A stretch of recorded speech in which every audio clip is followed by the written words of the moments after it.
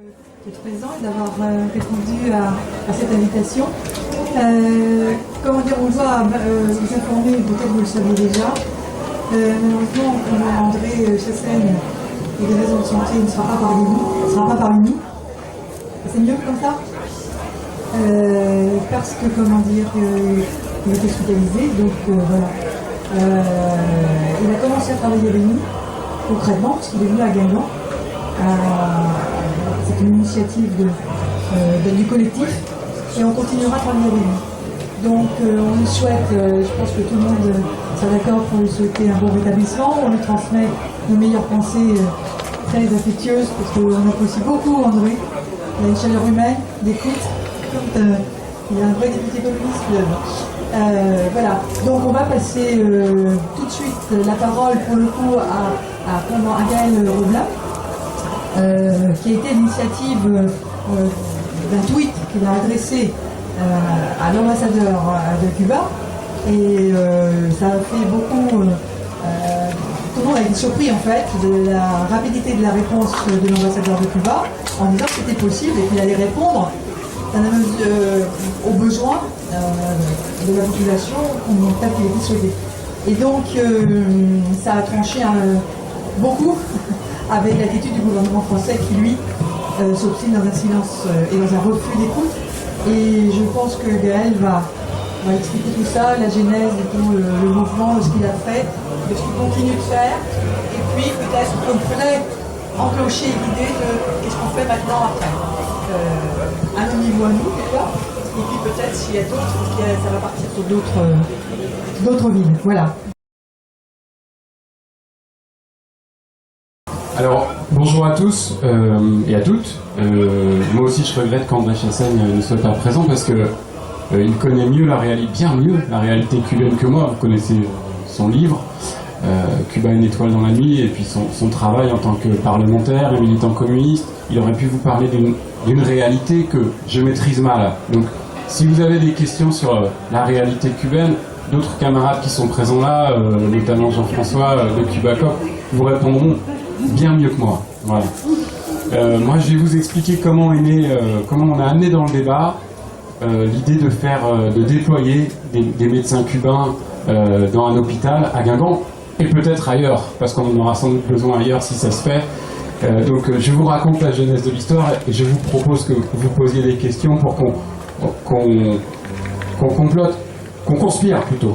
Alors, le conspirationnisme, moi je suis contre, mais en latin, moi je parle breton, mais j'ai fait un peu de latin. Conspirer, ça veut dire respirer ensemble. Ça, donc c'est bien tisser des liens pour que la proposition qu'on a mis dans le débat public dans les Côtes d'Armor pop ailleurs dans le débat public. Avec Christiane, on est convaincu que ça peut bousculer beaucoup de choses. Donc, Guingamp, c'est une ville d'environ 7500 habitants. Vous connaissez son équipe de foot, mais vous vous rendez compte que quand je dis le nombre d'habitants, c'est une toute petite ville, voilà, qui est dans un conseil d'agglomération qui regroupe 57 communes. Alors, de toutes petites communes, pour certaines d'entre elles, vous vous rendez compte, 57 communes. Voilà, et on a un hôpital de plein exercice qui a un équipement assez ancien et qui est régulièrement, de façon récurrente, mis en cause pour son côté un peu niveau bâtimentaire un peu très dégradé. Et puis dès 2018, même un peu avant, il y a eu des tentatives de fermer le service de maternité. Alors il y a eu deux phases. En 2018, j'ai reconnu Daniel de Carré qui était par là, qui pourra vous raconter les parallèles à faire avec Carré. Dès 2018, on a eu une problématique qui était du même type que celle qui se posait à Carré, qui est pas très loin, qui est à 45 km, qui est sur le département du Finistère, mais c'est des territoires qui se chevauchent et qui communiquent, et qui ont une sociologie qui se ressemble vraiment beaucoup. En fait, dès 2018, on a eu des tentatives de l'Agence régionale de santé de fermer la maternité, à l'époque, en raison d'un nombre de naissances pas assez élevé. On ne nous parlait pas de problème de personnel médicaux à l'époque, on ne nous parlait pas du tout de ça. En nous disant, bon écoutez, comme il y a eu à Paimpol avant, mais d'autres en parleront mieux que moi, puisqu'il y a des camarades de la CGT hospitalière de Paimpol qui sont là, en fait, l'ARS avait fixé des quotas. Donc voilà, il fallait qu'il y ait 500 naissances par an pour qu'on maintienne le service de maternité en activité à Guingamp. Voilà. On était légèrement en dessous, enfin voilà, c'était une façon comptable d'essayer de fermer un service. Ça a beaucoup mobilisé les personnels de l'hôpital à l'époque, notamment les personnels de la maternité qui étaient très en pointe, les élus, les comités de défense divers et variés, compris différentes formes, les organisations syndicales, l'intersyndicale. Grâce à diverses mobilisations, on a réussi, bon gré mal gré, et ça n'a pas été simple de maintenir la maternité ouverte jusqu'en mars 2023. Voilà. Ça a été 5 ans de bataille où on obtenait des sursis d'1 an. Alors c'est une notion importante à avoir en tête parce que pour ceux qui travaillent dans le médical ici et qui s'intéressent à ces questions, quand vous annoncez qu'on a gagné 1 an pour un service, c'est très difficile de recruter. Hein, notamment des sages-femmes, des jeunes agents hospitaliers, des docteurs, si vous leur dites bah oui notre service il fonctionne mais que pour 1 an peut-être, et que si vous regardez sur Google ils voient que bah, vous êtes régulièrement sur la sellette pour la fermeture, il n'a pas forcément envie de construire son projet de vie dans votre commune et dans votre territoire. J'aime pas ce mot d'attractivité, ça me plaît pas parce que je suis de gauche, mais c'est pas très attractif, voilà. Donc ça complique quand même les données. En 2023, en pleine bataille des retraites, où on avait une mobilisation très dense par rapport au nombre d'habitants, parce qu'on fait une ville de 7500 habitants, on faisait des manifs à 3000, 3500, ce qui est très honorable, je trouve, à rapporter au nombre d'habitants. On a appris, malgré les promesses de l'ARS qui a dit on ne touchera rien, on a appris la suspension, alors c'est un terme que je ne connaissais pas, de la possibilité d'accoucher à la maternité de Guingamp. Pourquoi on défendait autant la maternité? Même ceux qui, comme moi, n'y connaissaient rien, parce que je ne voulais pas préciser, je ne suis pas hospitalier, je n'y connais rien, je suis juste un voisin de l'hôpital, et je suis conseiller municipal à Guingamp. Et je suis syndicat à la CGT, donc j'ai quand même accès à pas mal d'informations. On avait bien conscience, même ceux qui, comme moi, n'y connaissaient rien dans le médical et dans les hôpitaux, qu'une fois qu'on touchait à la maternité, on allait toucher aux urgences, puisque en plus se déroulait pas très loin de chez nous, à Carhaix, une mobilisation à peu près sur les mêmes termes, à peu près sur les mêmes problématiques. Et ça avait été largement explicité par les acteurs de la lutte. En mars 2023, l'ARS prend cette décision de suspension, donc ça n'est pas une fermeture. Au moment où je vous parle, on est toujours en suspension, c'est une suspension qui est prononcée pour 6 mois, qui est reconduite. Voilà. Donc l'échéance, la prochaine, là, c'est novembre. Voilà. Et alors, le directeur de l'hôpital et l'ARS nous ont expliqué qu'ils avaient suspendu la possibilité d'accoucher à Guingamp. Non pas du tout en raison du nombre de quotas de naissance dont on a parlé tout à l'heure, mais par pénurie de personnel. Voilà. Il n'y a pas assez d'anesthésistes, il n'y a pas assez de gynécologues, il n'y a pas assez de sages-femmes. Donc, à ce moment-là, je ne vous le cache pas, on a été un peu pris au dépourvu, ça a été un peu le coup de massue, et c'est dans les moments un peu de découragement qu'il faut avoir un peu une intuition pour permettre de rebondir et dire mais attendez, les luttes qu'on ne mène pas, les luttes qu'on perd, c'est celles qu'on ne mène pas, il faut continuer, il faut essayer de rebondir. Et j'ai effectivement interpellé l'ambassadeur de Cuba via Twitter, donc c'est Otto Vaillant qui vient souvent à la fête de l'humeur. Et je lui ai dit, connaissant le travail exemplaire de Cuba par la mise à disposition de brigades médicales dans le cadre de catastrophes, de tremblements de terre en Turquie, en Afghanistan, mais aussi au Pakistan, pardon, mais aussi sur des missions plus longues de soutien aux services publics de certains pays qui n'ont pas assez de personnel médical. C'est les 2 types d'intervention médicale que Cuba déploie dans le monde.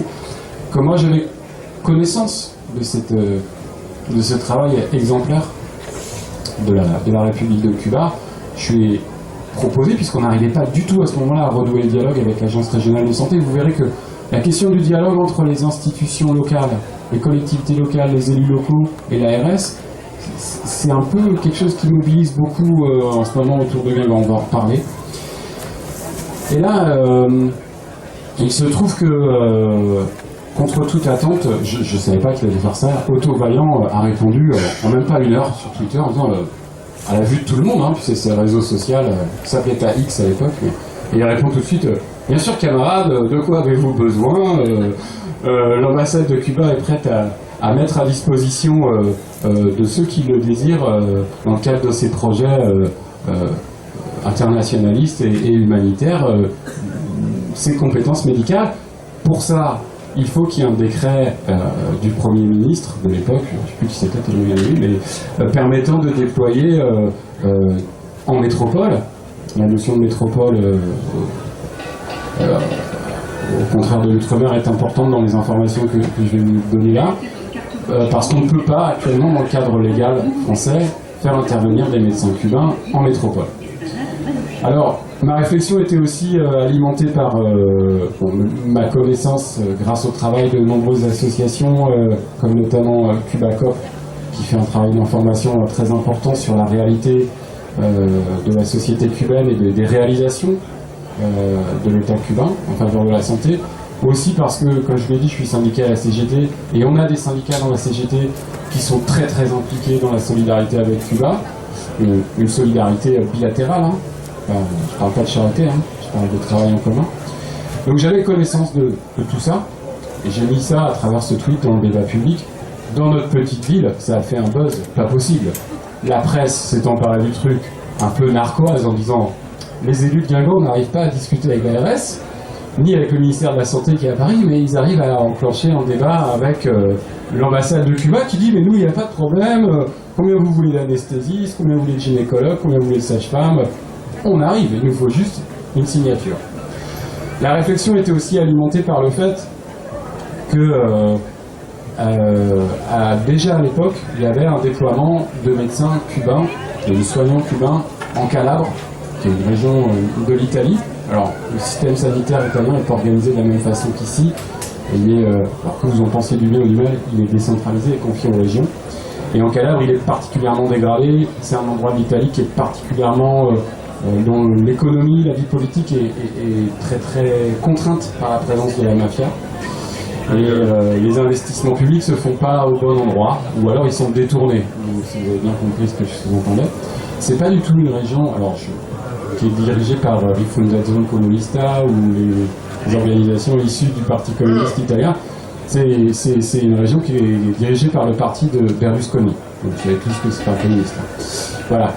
Malgré ça, la Calabre a passé un contrat avec la République de Cuba pour déployer, je crois qu'en ce moment il y en a 150 médecins dans les hôpitaux de Calabre pour pallier au manque de médecins et sauver leur système d'hôpitaux publics. Parce que vous le savez, quand on ferme un hôpital public ou un service, on ne rouvre pas, que ce soit en Italie ou ici, c'est pareil. C'est toujours le privé qui gagne dans le cadre de l'économie de marché.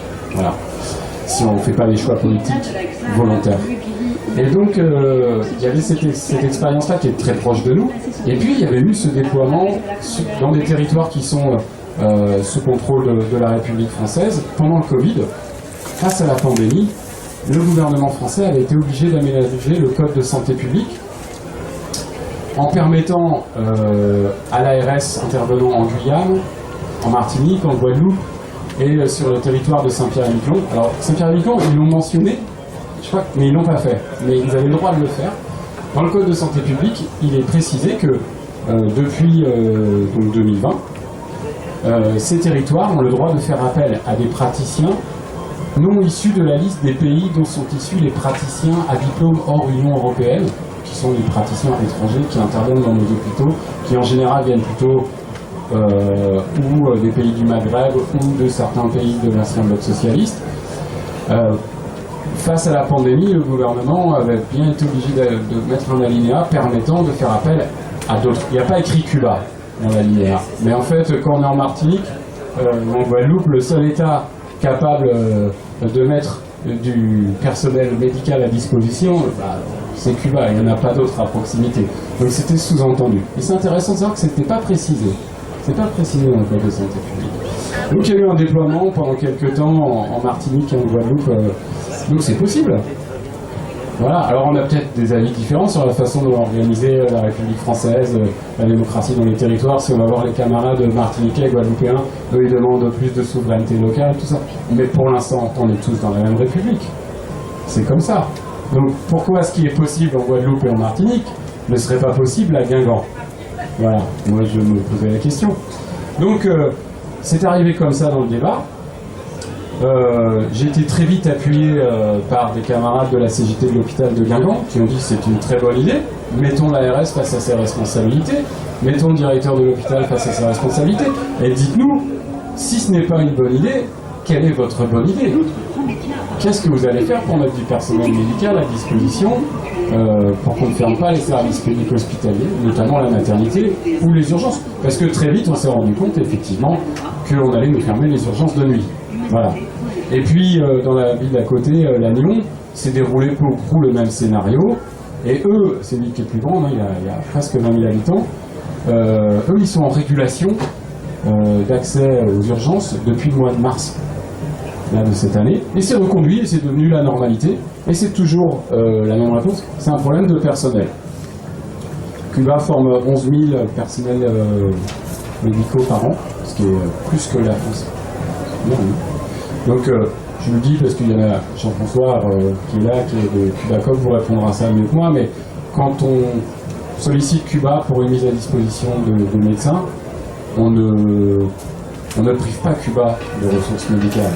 C'est très important à prendre en compte. On a eu ce débat dans les organisations syndicales, il y a des camarades qui me disaient, et c'était intéressant de voir comment la réalité cubaine était méconnue, même de camarades syndiqués. Il faut faire de la pédagogie en permanence sur l'internationalisme et ça. On dire, non mais camarades, si on fait venir des médecins cubains, on ne prive pas la population cubaine d'un système de soins. Ce n'est pas un système de soins défaillant, ce n'est pas ce qu'on appelle un pays du tiers-monde, c'est un pays développé qui a des choix de société différents, qui est confronté à des défis très complexes à cause de l'impérialisme américain et du blocus. Mais c'est un pays qui offre une espérance de vie, une qualité de vie, un accès à l'éducation, à la santé, qui, dans cette région du monde, reste incablique, reste exemplaire. Et donc ils ont les moyens d'apporter cette solidarité, de faire cette offre. Et puis il y a aussi des camarades qui étaient plus dubitatifs, qui étaient moins convaincus, mais qui disaient c'est quand même pas mal de mettre les autorités de santé face à leurs responsabilités, et que si la solution cubaine ne leur plaît pas, qu'ils nous en trouvent une autre. Qu'ils nous en trouvent une autre.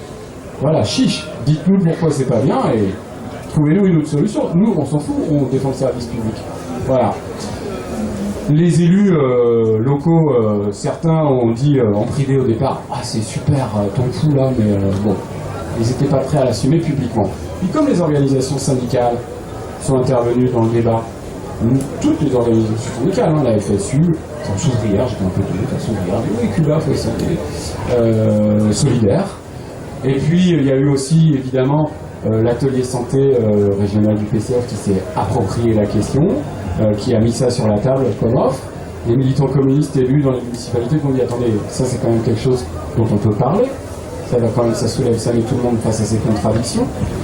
Tout ça, alors je vous le résume parce que c'est un peu long, puis je vais vous laisser poser des questions, a abouti au fait que cette question est devenue incontournable dans le débat. Cette proposition qui apparaissait un peu comme vous l'avez compris au départ, un coup de com', je l'avoue, c'était un peu ça.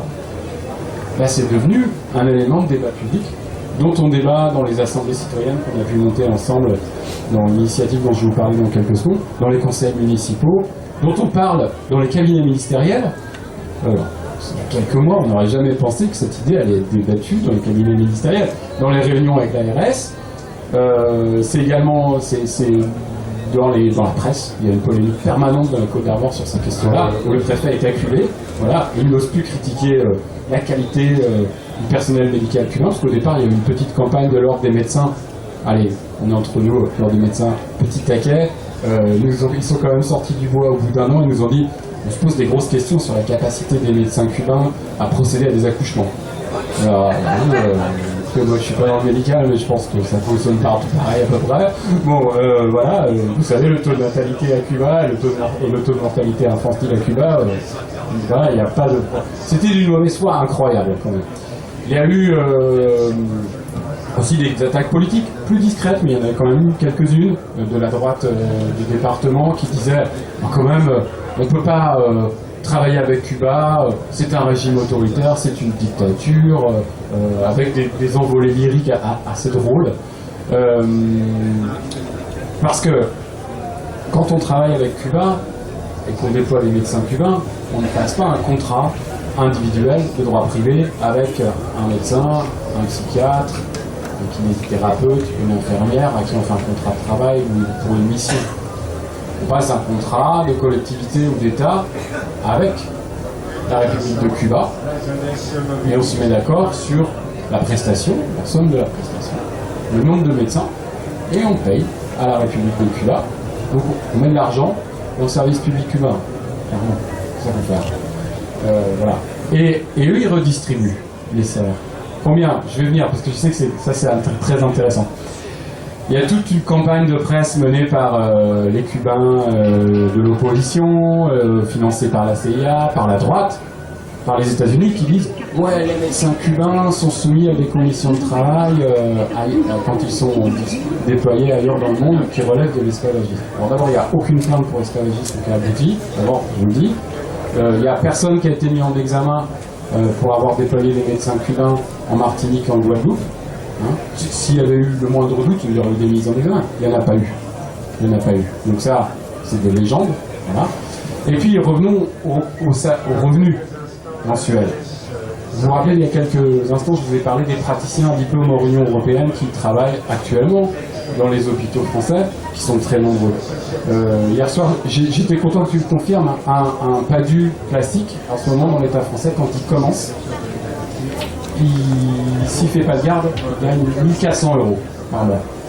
Et les médecins qui sont bien 3000 en ce moment dans les hôpitaux français, qui gagnent 1400 € par mois. Ils ne sont pas lourris, logés, blanchis. Donc imaginez-vous ce que sont les conditions de vie d'un médecin avec les conditions de travail que sont les leurs actuellement dans l'État français, qui est souvent c'est des médecins qui viennent des pays du Maghreb, souvent, et qui travaillent pour 1400 € dans une métropole, par exemple Nantes, Bordeaux, et qui doit se loger avec 1400 €. Moi, je ne vois pas comment il fait. Enfin, franchement, je ne vois pas comment. C'est un scandale sans nom, le statut des PADU. Mais alors, ça, c'est légal, et on nous dit pas, c'est de l'esclavage. Personne nous dit que ça, c'est de l'esclavage. Et la situation administrative des médecins PADU, elle s'est beaucoup dégradée avec le vote de la loi immigration, parce qu'évidemment, ça complique la donne. Ils sont précarisés en permanence et ils servent de bouche-trou. Et c'est grâce à eux, en vérité, qu'on ne ferme pas plus de services partout dans la République française en ce moment, dans les hôpitaux publics. Donc, pour répondre à la question, combien sont payés les médecins cubains? Il y a eu un article du Monde qui est toujours en ligne, donc c'est pas l'UMA, c'est Le Monde, on ne pourra pas dire qu'il y a de la subjectivité dans l'article. Il y a eu un travail fait par 2 journalistes qui étaient avant correspondantes à La Havane, qui sont allés interroger les médecins cubains en Calabre. Alors déjà, elles ont pu leur parler, il n'y a eu aucun problème, elles ont pu les rencontrer, discuter librement avec, et ils ont dit combien ils gagnaient par mois. Ils gagnent 1400 € par mois en Calabre, mais ils sont logés, nourris et blanchis. Ça fait quand même une nuance. La durée de déploiement des médecins cubains par le gouvernement cubain en général, c'est 8 ans. C'est ça, c'est 8 ans. Les médecins, ils sont volontaires. Et ils le disent. Ils découvrent un univers qu'ils ne connaissent pas, en Europe. C'est la seule possibilité qu'ils ont de faire un bond dans leur carrière professionnelle, de faire bénéficier d'autres populations de leurs connaissances. Et bien sûr qu'il y a une bonification de carrière à Cuba. Bien sûr. Et le reste de l'argent est versé à la République cubaine. Donc il y a une polémique menée par la droite des Côtes d'Armor. C'est environ 3000 €. Et environ, ça dépend des contrats. C'est des contrats commerciaux, ça se négocie. Et la durée, ça se négocie. Et donc, il y a eu un débat très intéressant, parce qu'on a été attaqué là-dessus par la droite costarmoricaine qui a changé ces derniers jours, je vous en reparlais. Et qui disait c'est un scandale de donner de l'argent à Cuba. Alors, mais il ne disait pas dans le débat public qu'il y avait un embargo, que cet embargo était combattu, y compris par la France, à l'ONU. À chaque fois qu'il y a un débat à l'ONU sur la levée de l'embargo que subit Cuba, que le blocus que subit Cuba, la France vote pour la levée de l'embargo. Voilà, c'est largement partagé. Les pays qui ont voté contre ou qui s'abstiennent, il y en a 3. C'est les États-Unis, Israël et l'Ukraine qui s'abstient. Vous savez pourquoi. Voilà. C'est ça la réalité. Tous les autres membres de l'ONU sont pour la levée de l'embargo, sont pour qu'on ait des relations commerciale, diplomatique, normalisée avec la République de Cuba. Donc quand nous on fait cette proposition, elle a l'air un petit peu disruptive, un peu inattendue dans le débat politique français. En fait, elle est très raisonnable. On déploie des médecins cubains en Calabre, il y en a eu au Portugal, il y en a eu en Andorre, il y en a eu en Martinique, il y en a eu en Guadeloupe. On n'est pas que dans des endroits du monde très défavorisés ou très mis en danger suite à une catastrophe comme le tremblement de terre au Pakistan ou en Turquie. C'est des pays qui nous ressemblent quand même beaucoup, l'Andorre et la Calabre. Voilà. On est dans l'Union européenne, et malgré les rodomontades de la représentation diplomatique des États-Unis à Strasbourg et à Bruxelles, l'Italie a dit écoutez, on est chez nous, on fait ce qu'on veut. Et je vous le rappelle, c'est la Calabre. Et le gouvernement italien en ce moment, c'est pas des camarades, on est d'accord. Ben, ils n'ont pas remis ça en cause. Parce qu'il n'y a pas d'autre solution. Voilà, si vous n'êtes pas d'accord, qu'est-ce que vous proposez d'autre?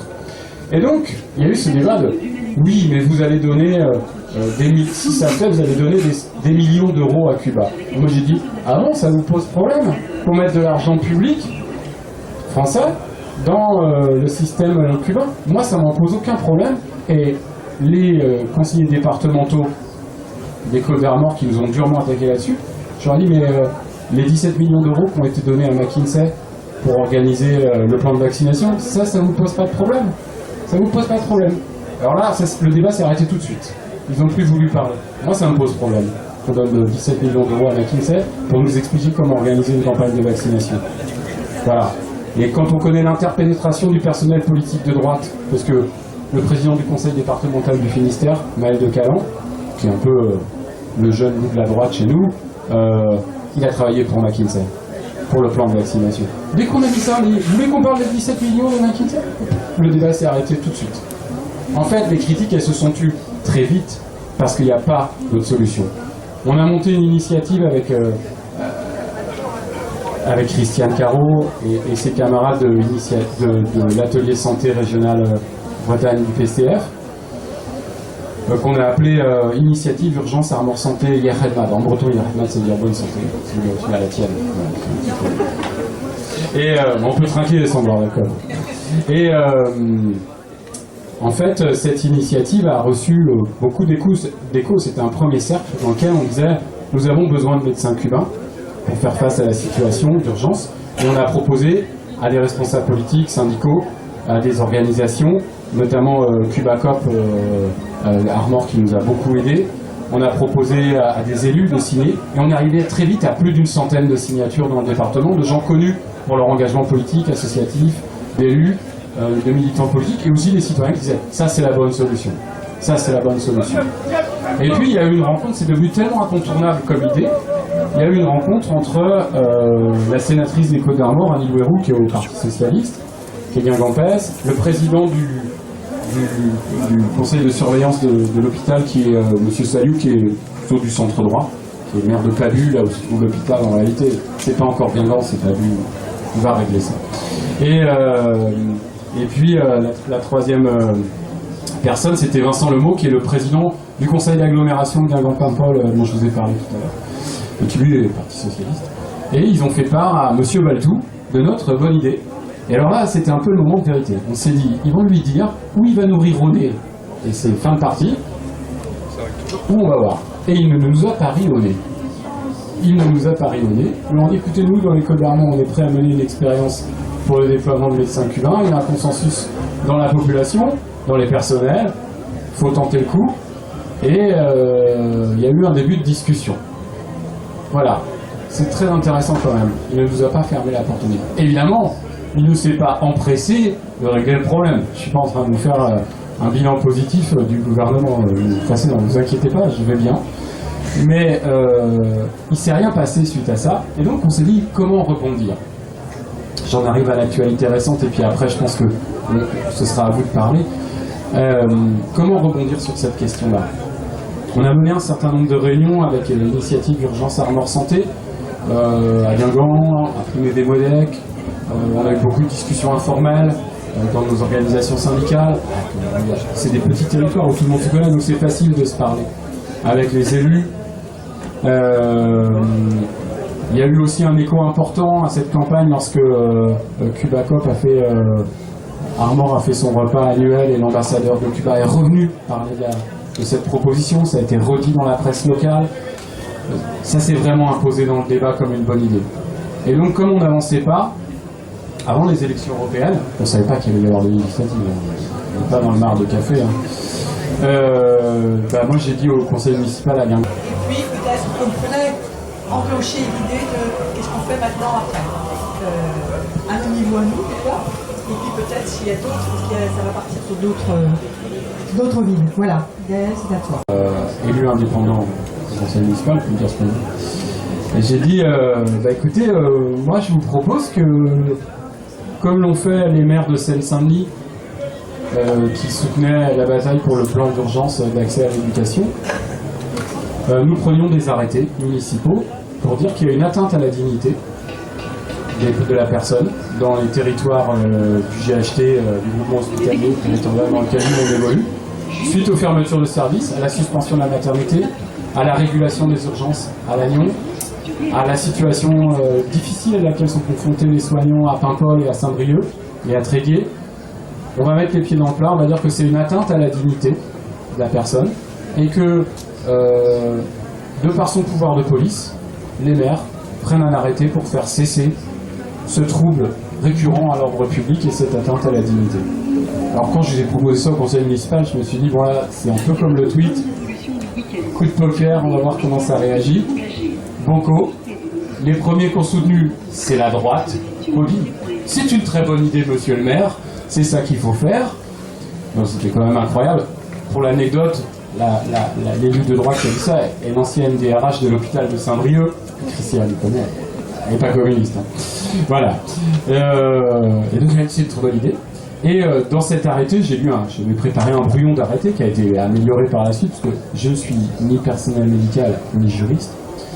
Et on a mis que pour faire cesser ce trouble à l'ordre public, il fallait mettre à disposition des hôpitaux du GHT de quoi être ouvert H24 avec des hôpitaux de plein exercice en régulant massivement la situation des praticiens à diplôme hors Union européenne. Ça, on l'a mis dans l'arrêté. On s'est emparé à partir d'une problématique très locale, d'une revendication qui est portée au niveau national par les organisations. C'est très important ça pour vous expliquer le cheminement de notre combat. Ça a l'air d'être une petite histoire locale, mais si on prend le temps de vous en parler aujourd'hui, c'est qu'on pense que vous pouvez vous l'approprier à votre sauce. Et donc, on a mis ça. En point 2, on a mis, en passant des accords économiques, y compris avec la République de Cuba, pour déployer des soignants cubains. Ça a été mis dans l'arrêté municipal. Point 3, on a mis par la mise à disposition de 10 véhicules du SMUR. Parce que dans les Côtes d'Armor, on n'a que 5 véhicules du SMUR pour tous les départements, dont un qui a 350 000 km.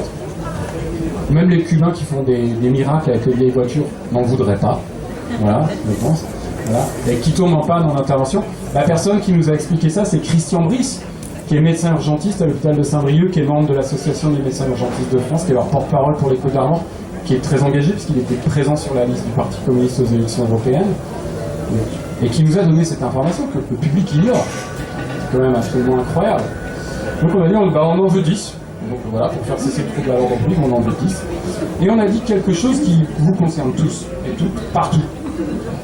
Comme il n'y a pas assez de véhicules du SMUR, comme il y a des services en régulation, et ben des fois on ne peut pas emmener les patients avec des véhicules du SMUR vers le service le plus proche de chez eux. Il faut parfois faire un Trobraise, un tour de Bretagne, pour trouver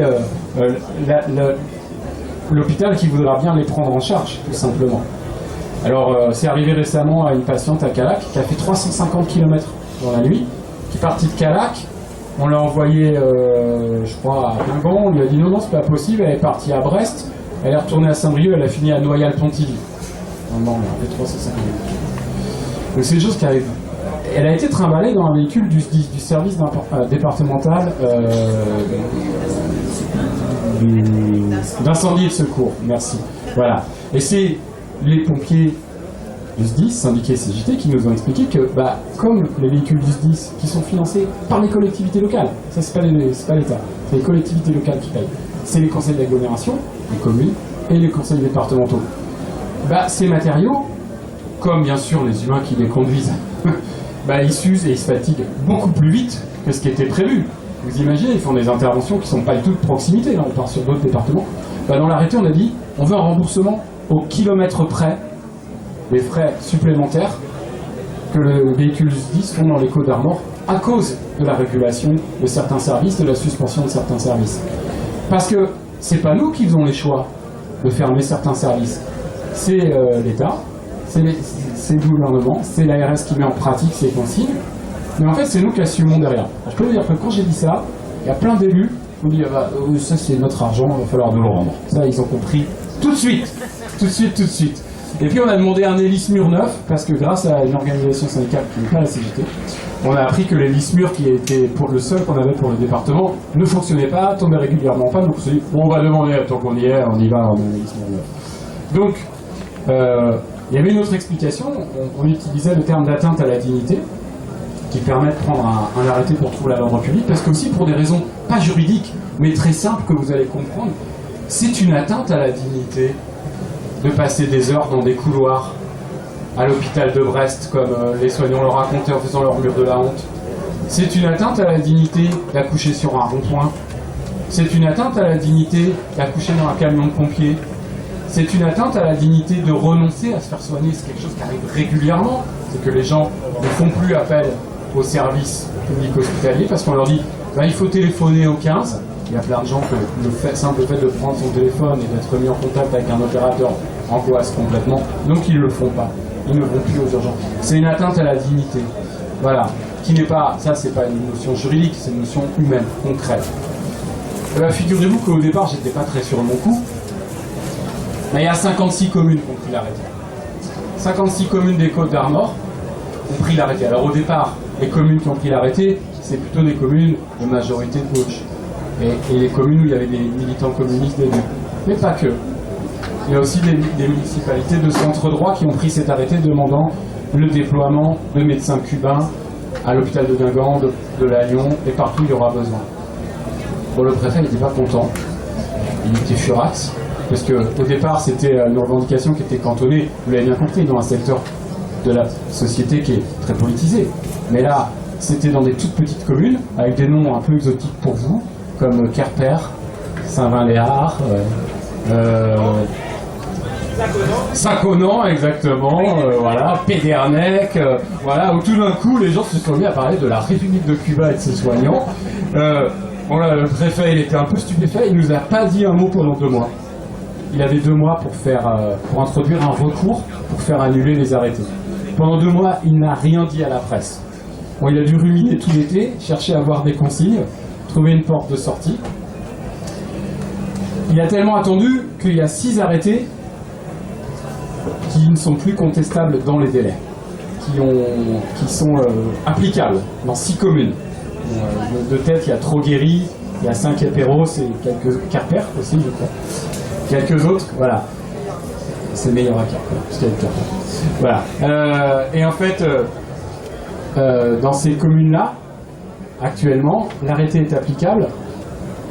Et l'État doit payer une amende. J'étais un peu énervé, j'ai mis 1 000 € par jour. Tous les maires ont repris 1 000 € par jour. Donc voilà, l'État doit potentiellement le versement dans ces 6 communes de 1 000 € par jour. Ça monte vite, hein. Voilà, du coup. Et alors, à la fin de l'été, le préfet s'est énervé et a envoyé toutes les autres communes au tribunal administratif pour faire annuler l'arrêté. Alors c'est très intéressant. Il n'a pas osé trop parler de Cuba, un petit peu. Il a dit « Je ne mets pas en cause les connaissances médicales des soignants Cuba ». Bon, déjà un progrès, parce qu'il y a un an, on nous disait que ça ne savait pas faire d'accouchement. Bon, voilà. Et puis, il a un peu personnalisé en disant que c'était un peu moi qui manipulais les élus. Bon, je peux vous dire que les élus de Cluny-les-Monnaies, qu'on fait 3-4 mandats, je les manipule pas, hein, ils font ce qu'ils veulent. Hein. Ils s'en foutent complètement de ce que je fais. C'est eux qui décident. Ça a été des débats publics, il y a eu des délibérations, des échanges actés dans les délibérations transmises au contrôle de l'égalité en préfecture. Ce débat était dans la presse pendant tout l'été. Pour toucher 56 communes, il a fallu que le débat soit public. Voilà. Il y a 20 communes des Alpes de Haute-Provence qu'on ne connaissait pas, c'est pas des Bretons qui vivent là-bas, on les connaissait pas. Ils nous ont téléphoné, ils nous disent c'est quoi votre truc là? La maire de Digne-les-Bains, elle sait de quoi elle parle, elle est médecin urgentiste à l'hôpital de Digne. Elle nous a demandé une copie de l'arrêté, elle l'a pris. Bon, elle n'a pas osé mettre Cuba dedans. Elle a mis a pris le même arrêté en disant, en contractant, mettre à disposition des médecins, y compris avec des États ayant des relations commerciales avec elle. Elle n'a pas osé non plus. Mais elle a quand même emmené 22 communes de ce conseil d'agglomération avec elle. Donc on est à 56 plus 22. Je sais que ça risque de s'étendre ailleurs. Vendredi dernier, on a eu le verdict du tribunal administratif qui n'a pas annulé, qui a suspendu les arrêtés et qui, lorsqu'on était au tribunal administratif, les maires ont bien joué. On dit, mais nous, on ne veut pas récupérer 1 000 € par jour. On veut un processus de conciliation administrative qui est prévu dans le droit, avec le préfet, pour parler des revendications que je vous ai listées, les véhicules du SMUR, le SDIS, les médecins cubains. Parlons-en, mettons-nous autour d'une table et parlons-en. Et ça a été impossible parce que l'avocat du préfet et le préfet dans la presse ont dit non, non, non, non, non, non, nous on ne veut pas de conciliation, tout va bien pour les systèmes de santé dans les Côtes d'Armor, l'État est proactif, ce sont ces termes, c'est pas les miens. L'État est proactif et ces arrêtés, en plus d'être illégaux, sont frappés d'une erreur d'appréciation en raison de la bonne santé, du bon fonctionnement du système de santé dans les Côtes d'Armor. Là, cette partie-là, on a failli s'étrangler. On a quand même failli s'étrangler, et toute la population avec nous. Et en fait, on a compris pourquoi ils ne voulaient pas de conciliation, parce que faire une conciliation, c'était reconnaître que ça ne fonctionnait pas. Donc en fait, c'est une petite défaite juridique, mais c'est une victoire politique. Quand Fidel Castro avait fixé, on devait parler de Cuba, avait fixé comme objectif, après la Révolution, c'est dans un film de Chris Marker qui est très beau, sur la récolte de la canne à sucre, le parti avait fixé des objectifs un peu ambitieux. Voilà, pour la récolte de la canne à sucre. C'était le début de l'embargo. Et les objectifs n'avaient pas été tout à fait atteints, mais ils avaient réussi à mobiliser la population et à poser ça à l'agenda politique, le leur, un agenda de souveraineté, anti-impérialiste, anticapitaliste. Et Fidel Castro a eu cette phrase en disant on reconnaît un chef révolutionnaire à sa capacité à transformer une défaite en victoire politique.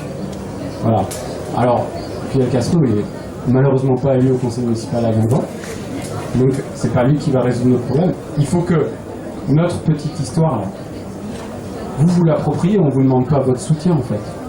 On n'en doute pas de votre soutien et de votre connaissance de la réalité des hôpitaux publics dans les petites villes ou dans les grandes villes. Il y a aussi des difficultés d'accès aux soins.